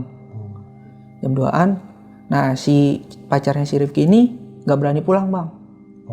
Karena memang udah jam segitu kan ya bang. Terus saya bilang, ya udah Ki, anterin. Terus kalian kita bisa minjem motornya gitu kan buat besok. Oh ya udah, akhirnya deal tuh dia nganterin pulang bang. Oh, nganterin ceweknya. Anterin ceweknya pulang karena memang nggak terlalu jauh dari tempat kita proyeknya itu, paling sekitar 20 menitan. Oke. Dia nganterin pulang. Nah, saya baliklah ke kamar bang sendiri. Tapi saya masih terbayang-bayang takut bang. Sebenarnya masih takut juga saya bang, karena mikir gini, saya harus balik lagi sendiri, sedangkan kondisi di kamar kayak tadi gitu, ada yang abis ganggu gitu. Ini nanti bakalan ada gangguan lain atau enggak? Saya mikir kayak gitu bang. Akhirnya saya nekat-nekatan lah. Si Rifki pun nanya, berani yuk? Berani, gak apa-apa. Ntar itu aja ketok kamar aja kalau misalnya udah nyampe. Oke, saya masuk ke kamar. Itu saya benar-benar udah gak, ini bang, gak mikirin yang lain lah. Saya nyampe kasur, saya pakai headset, YouTube-an bang. TV tapi tetap saya nyalain bang. Oke, biar ada suara ya. Biar ada suara. Sama kayak gue berarti bang. Iya, Oke. TV tetap saya nyalain. Itu sampai sekitar jam 3. Saya mikir, si Rifki gak nyampe-nyampe nih. Saya keburu ngantuk gitu kan, takut ketiduran. Bener tuh, saya ketiduran sekitar 5 menit bang. Dia nelpon ke handphone kantor. Memang handphone kantor kan saya cas bang. Dan itu saya silent, posisinya di dekat TV. Jadi saya gak denger. Yang nelpon ke saya itu pacarnya si Rifki. Dia nelpon ke saya baru kedengeran tuh, karena memang saya pakai headset kan. Jadi suara deringnya langsung di kuping saya tuh. Saya bangun, langsung masuk dia. Nah itu dia masuk, dia nggak mandi bang. Karena memang udah jam segitu kan. Dia langsung tidur. Dia bilang, TV jangan dimatiin lagi. Ya udah, TV nyala. Saya bener-bener pastiin tuh bang, timer nggak nyala. Oke. Bener-bener timer nggak nyala. Dia tidur karena memang saya udah sempat ketidur. Saya kan nggak bisa tidur lagi tuh, nggak bisa langsung tidur lagi tuh bang. Ya saya YouTubean lagi. Nggak lama, TV mati bang. Kan kalau misalnya biasanya itu TV-TV yang bertimer tuh bang, ada notifikasinya bang. Oke. Misalnya 10 detik mati atau 5 detik mati. Ini nggak ada bang. Langsung mati aja kayak dimatiin. Itu saya langsung nepok si Rifki, dia nggak bangun bang. Udah langsung tidur dia bang. Memang mungkin dia juga capek juga ya bang ya. Kecapean, jadi dia langsung tidur. Saya tepok nggak bangun. Akhirnya tuh saya udah langsung headset saya masukin, saya langsung tidur bang. Pokoknya bisa nggak bisa saya langsung merem-meremin tuh bang, tidur. Karena memang kebayang-bayangnya campur sama yang tadi. Oh iya, sosok lewat itu. Yang baru kejadian tadinya tuh. Kan kalau misalnya ini makanya saya kayak, aduh siapa yang matiin, sedangkan remote itu tuh dari saya jauh bang. Saya itu kalau pengen ngambil itu remote, saya harus benar-benar bangun dulu gitu kalau misalnya dari posisi tidur. Dan si Rifki pun sama, posisi dijauhin remote-nya gitu. Makanya kita tuh mikir itu siapa gitu. Akhirnya pas subuh saya kebangun lagi. Saya sholat subuh lagi, nggak ada gangguan. Saya tepok si Rifki, masih nggak bangun bang. Masih susah bangun, emang dia tuh susah bangun bang. Dia bangun di jam 7 lagi bang. Kita berangkat ke proyek. Itu pas mandi tuh udah aman bang, nggak ada gangguan sampai sekali. Kita berangkat ke proyek, akhirnya kita masang. Nah di situ ada trouble, ada beberapa device yang kita salah pasang bang. Akhirnya kita harus bongkar lagi, karena memang kita kan ngikutin dari buku panduan yang awal bang. Jadi itu ada denahnya, kita ngikutin yang itu. Ternyata dari pihak proyek ada ubah bang. Ada ngubah tanpa konfirmasi ke kita. Oke. Jadi otomatis kita harus bongkar lagi bang. Itu yang makan waktu, makanya kita benar-benar keburu-buru banget bang di situ. Udah berdua, kita harus bongkar lagi. Karena kita bongkar lagi tuh bang. Kita bongkar ulang, kita pasang ulang lagi, sampai kita malamnya itu jam 8. Di malam ketiga itu kita sampai jam 8 bang. Karena memang kita kan harus ngini kondisi badan bang. Di situ kondisi badan si Rifki udah mulai nggak enak, saya juga mulai nggak enak bang. Mikirnya di situ, kalau misalnya kita benar-benar paksa lembur, takutnya ngedrop. Nah akhirnya kita mutusin nih, kita bilang ini device belum kepasang semua, kita harus minta extend waktu buat kamar. Kan total 3 hari ya proyek ya? Proyeknya tuh normalnya 3 hari bang, harusnya 3 hari. Nah Tapi ini belum jadi selesai. kita extend 1 lagi, kita extend 1 hari lagi tuh bang. Nah itu kan di hari ketiga itu bang, kita kan emang ngambilnya pulangnya lebih cepat bang, jam 8. Nggak mau ngambil jam 9 karena memang kondisi badan juga bang. Merhatiin kondisi badan udah mulai ngedrop. Akhirnya kita balik ke hotel. Nah balik ke hotel, di situ bersih-bersih lah kita. Itu dari jam 8 sampai malam tuh masih aman bang. Karena kan kita jam 10-an kita nyari makan bang. Dan kita makan di kamar. Kita bawa ke kamar. Itu gak ada gangguan. Pas kita pengen tidur, di kamar sebelah tuh bang, ada suara. Suaranya tuh kayak orang mindahin meja gitu bang. Gubrak gitu. Cuman kita mikirnya mungkin penghuni sebelah. Akhirnya kita tidur lah. Tapi sebenarnya saya ada pikiran juga bang. Kepikiran gitu karena setahu saya tuh kamar sebelah kosong. Karena memang gak ada ini juga. Tapi kan balik lagi nih, itu kan hotel ya. Mungkin pas kita lagi di proyek ada yang ngisi kan kita gak tahu gitu bang. Kayak mungkin saya langsung, oh iya mungkin tadi siang kali ada yang ngisi gitu. Kita tidur. Nah pas paginya pengen berangkat tuh bang. Saya papasan nih sama 2 orang. Karena kan si Rifki itu yang paling terakhir bang yang uji. Saya duluan tuh ke tangga. Nunggu di tangga. Tangga turun. Nah ada 2 orang papasan, tapi diem aja bang. Nah saya mikir, oh ini kali nih yang penghuni kamar sebelah. Ternyata bukan bang, dia kamar seberang, kamar depannya gitu. Nah dia ngisi yang kamar depannya, terus saya masih berpikir aja tuh, ini kamar siapa yang ngisi. Nah saya sontak itu kita berangkat ke proyek. Nah sekitar jam 11 siang, saya ngambil alat bang. Ada alat yang ketinggalan. Saya balik ke kamar, ke hotel tuh. Saya naik, kamar itu memang lagi dibersihin bang, yang kamar sebelah. Nah saya mikir tuh, ini dibersihin, masa iya sih orang baru malam masuk, siang udah nggak ada gitu kan. Akhirnya saya mikir, oh ya udahlah, mungkin emang dia nginep semalam doang gitu kan. Ya udah, saya normal aja tuh, saya berangkat bang, balik lagi ke proyek. Nah sebelum check out, karena kan itu malam terakhir tuh bang, malam terakhir kita nginep. Karena kan kita ngambilnya itu 3 malam 4 siang gitu. Jadi akhirnya saya mutusin buat si Rifki itu bilang alat-alat kita bawa ke proyek. Sekalian nanti selesai kita langsung pulang. Semua kita packing. Pas siang tuh jam istirahat langsung ambil. Sekalian kita check out kamar. Nah, kita balik ke proyek. Sekitar jam 1-an kita garap lagi bang. Mulai garap lagi. Di situ ada gangguan lagi bang. Gangguannya itu ada yang lewat lagi. Cuma di situ saya masih nggak menghiraukan lah gitu, karena mikirnya itu orang, karena misalnya masih siang kan, jam 1-an masih ada yang tukang-tukang lain gitu. Dan itu posisinya di kamar atas lagi bang. Yang kamar yang saya bilang kaca itu. Dan itu bawahnya udah langsung kolam renang. Itu nggak ada jalan akses turun, tangga turun atau gimana, nggak ada bang. Itu karena posisi saya itu berdiri di depan pintu masuknya. Begitu saya ngeliat, saya langsung nengok, saya deketin, nggak ada. Ya udahlah, saya langsung ini lagi, saya nggak mau terpaku sama hal kayak gitu. Karena niat saya kan kerja, saya tuh sampai ngeluh kayak gitu bang. Saya di sini kerja, bukan yang macem-macem. Kenapa diganggu? Saya sampai kayak gitu bang. Itu pokoknya udah saya tuh udah kayak rasanya tuh takut sama kesel bang, campur aduk tuh bang. Situ keselnya karena itu saya kan niatnya kerja tapi diganggu.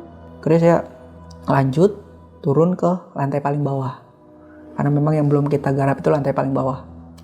Nah di lantai paling bawah ini itu kita sampai di jam 7 kita ngerjainnya. Oh sampai malam ya? Sampai malam, sampai di jam 7. Di jam 6, setengah 7 tuh saya garap yang belakang bang. Itu di dapur bawah. Dan itu dia memang dindingnya pakai marmer hitam bang. Jadi kan di situ lampu belum kepasang semua. Ada beberapa titik lampu yang kepasang dan lampunya itu kuning bang. Bukan lampu yang putih. Jadi kan kalaupun nyala dia tetap gelap. Nah di belakang rumah ini ada kayak kali gitu bang, kecil. Nah saya masang di situ buat motor, buat horden tirai. Saya lagi masang, ada yang lewat bang di kali. Jalan, itu saya bener-bener jelas banget kayak orang bang. Jalan, tapi air di kali itu nggak ada.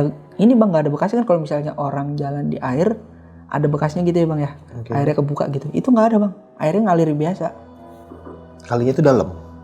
Kemungkinan sekitar segini lah bang. Di bawah dengkul lah. Oh jadi kayak comberan gitu kali ya? Iya modelnya kayak gitu. Mungkin kayak inilah irigasi dari perumahan-perumahan itulah. Gitu. Ada yang lewat situ. Kalau saya kan berpikirnya mungkin ada orang apa nyari apa gitu kan ya bang ya, karena memang kali cetek gitu bang, bukan kali yang dalam. Pas saya liatin lagi, tahu-tahu hilang bang.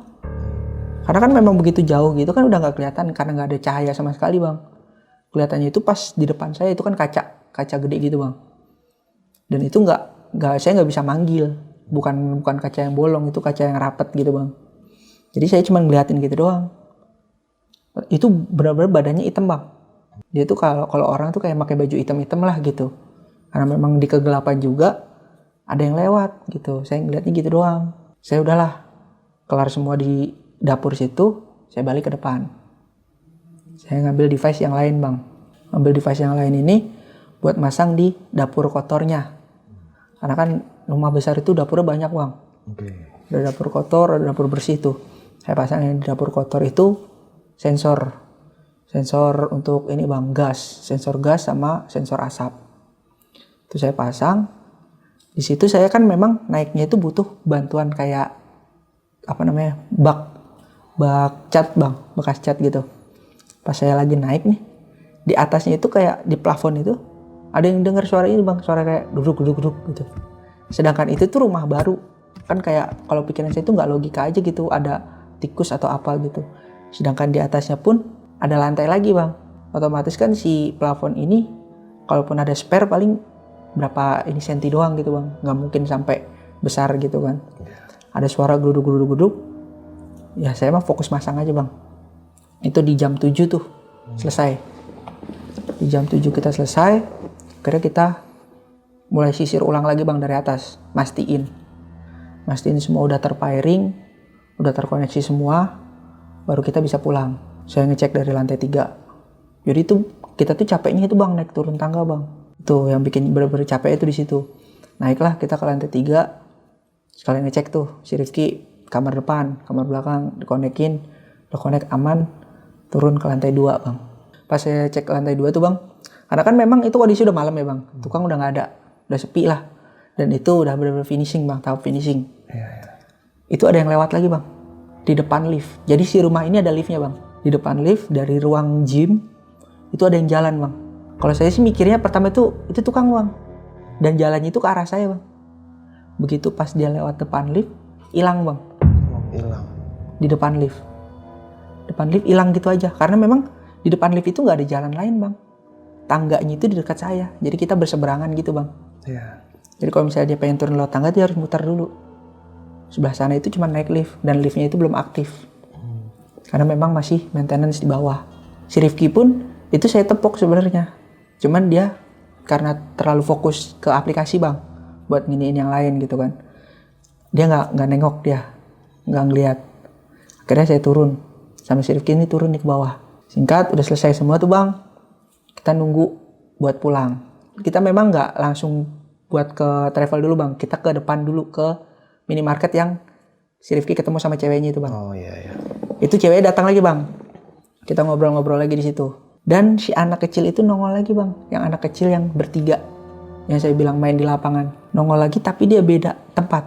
Di situ saya udah ngeliatinnya gini bang, ini udah bukan orang. Karena memang di jam yang sama bang, di jam 10-an kalau nggak salah itu. Karena kan kita berangkat travel kita itu jam 11.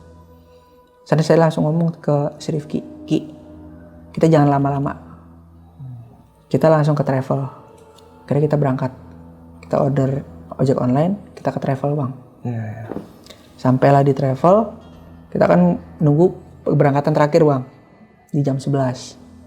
Akhirnya tuh di situ kita nunggu, masih ada spare setengah jam tuh bang. Si Rifki bilang, kita cari makan dulu yuk, lapar katanya gitu. Cari makan lah yang dekat situ bang.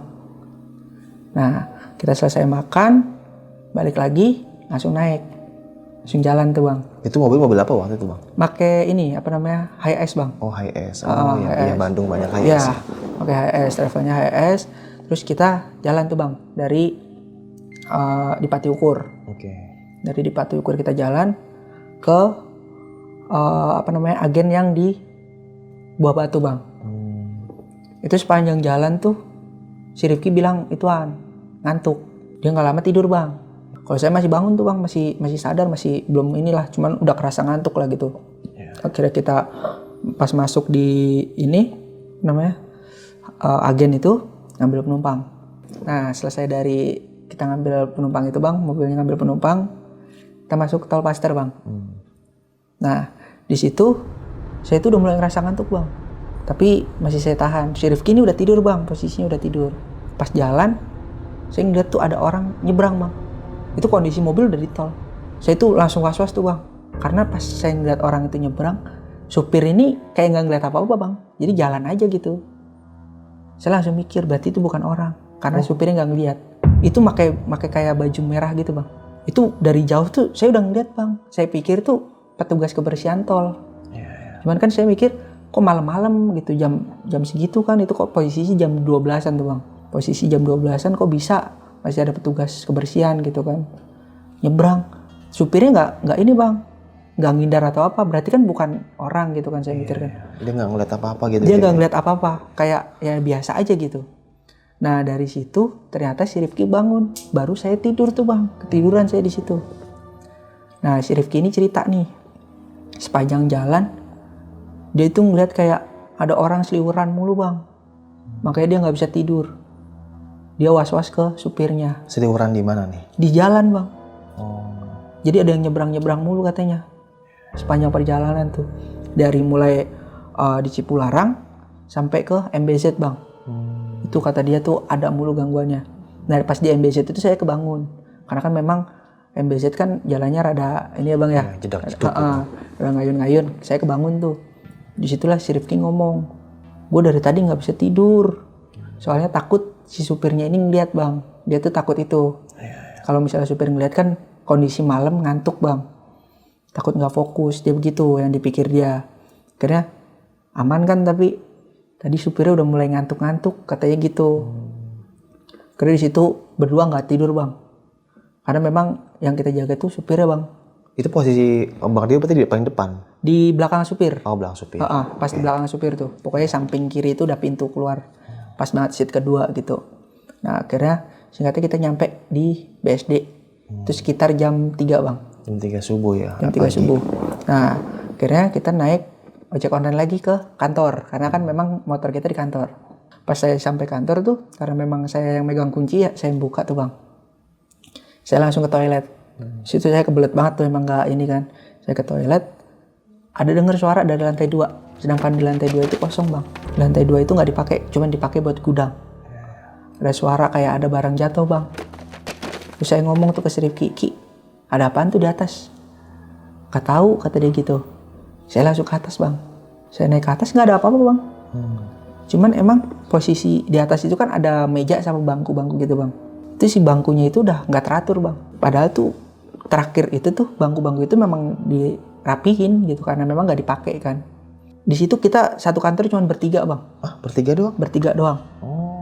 Kita karyawan di situ cuma bertiga, makanya di situ benar-benar yang ini banget, nggak kerawat banget yang di lantai 2-nya. Kita memang kefokusin di lantai bawah doang. Gitu. Jadi si bos sama Bang Rio sama teman satu lagi? Iya, cuma bertiga doang. Nah, akhirnya saya turun tuh bang. Saya turun, saya udah nggak mikir lah. Memang pikiran saya kan udah capek, udah ngantuk gitu ya bang. Saya pulang lewat di jalan yang sama bang. Lewat jalan yang sama yang saya ngeliat pocong itu. Akhirnya kan nyampe rumah, saya istirahat tuh bang. Istirahat itu kan posisi di hari Minggu bang. Akhir Minggu ya? Di hari Minggu, akhirnya pas Seninnya saya masuk lagi tuh.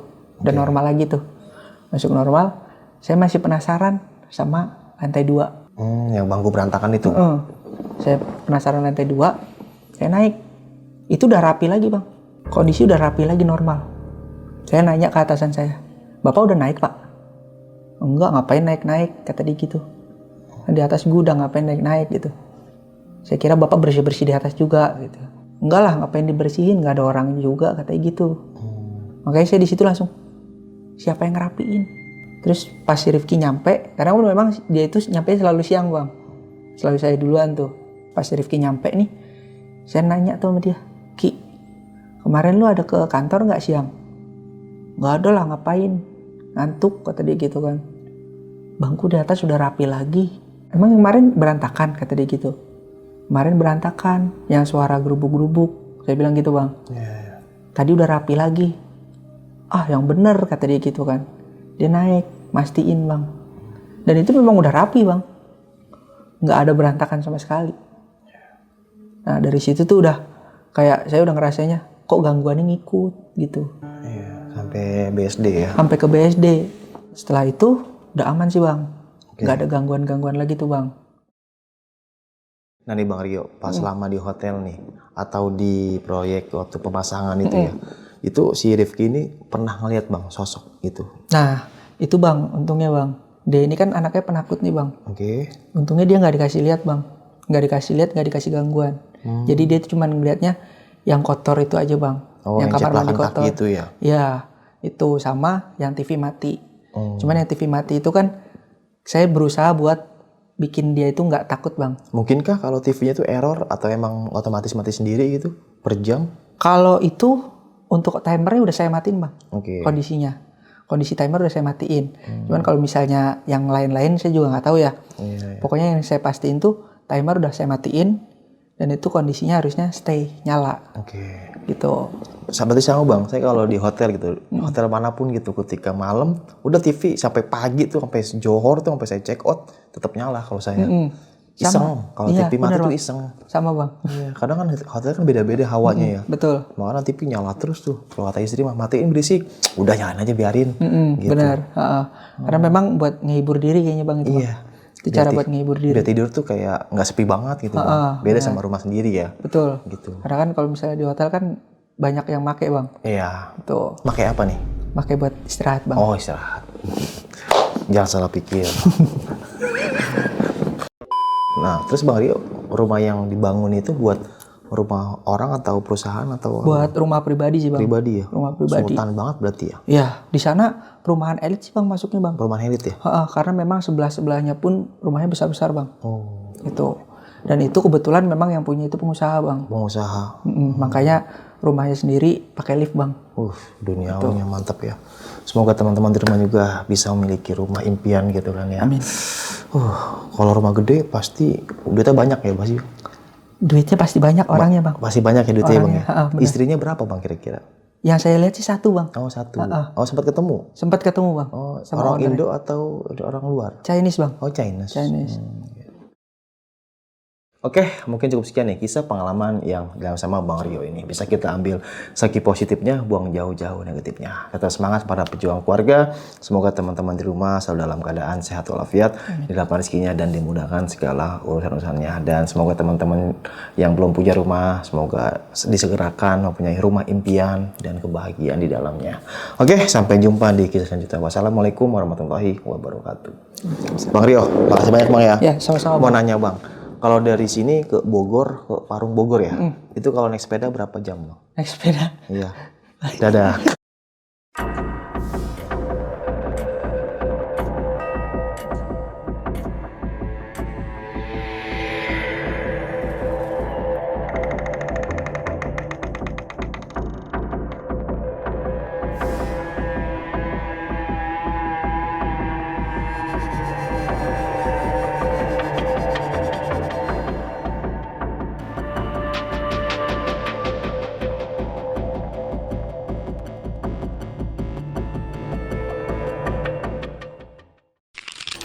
Buat kalian yang punya pengalaman horor, langsung aja chat ke nomor 0877 1671 53372.